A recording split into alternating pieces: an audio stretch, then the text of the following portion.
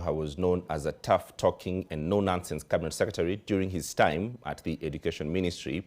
He was the face of competency-based curriculum, otherwise known as CBC, for 3 years, where he spearheaded changes to the curriculum.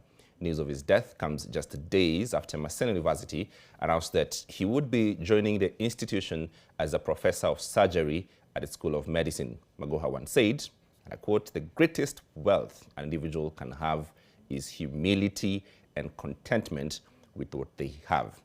Now, let's take a look at some of his memorable quotes. How can a stray boy be arrogant?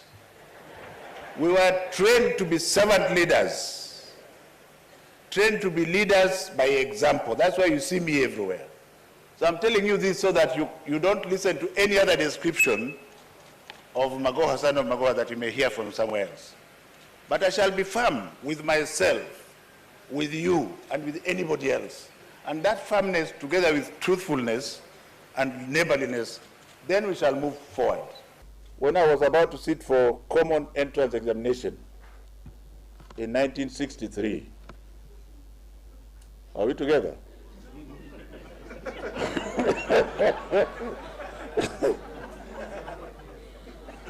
I was in a place called Gina Primary School. I saw the resources we had there.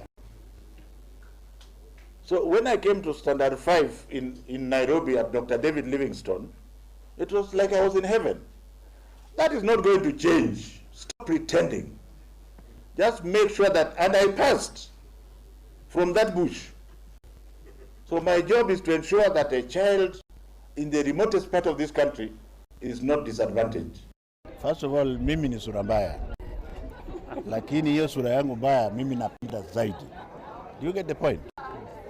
Now there is a plastic surgery that is good for the surgeon, and I'm sure I have plastic surgeons here who will tell you that there are aspects of plastic surgery that are therapeutic.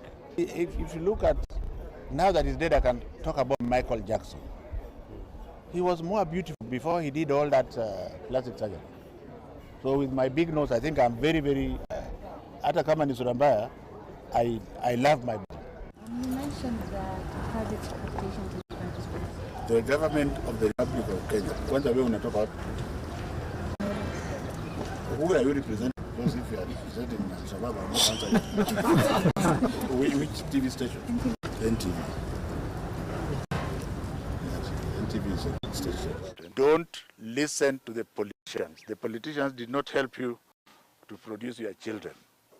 We produced our children with our own blood. Let the politician keep his own children at home. For us, all our children are going to go back to school. And I'm not the type who usually pleads, but this time let me plead with them. If I, as a cabinet secretary, cannot cane a child, who do you think you are as an ordinary teacher to cane somebody's child like that? For our children, their being in school is going to be permanent. And that we should be very, very careful just changing something because you don't like the person who initiated it. I think life is much bigger than that. Whoever becomes CS education, if he's a full-blooded Kenyan and not a thief, his job would be to make sure that another 10,000 classrooms are built.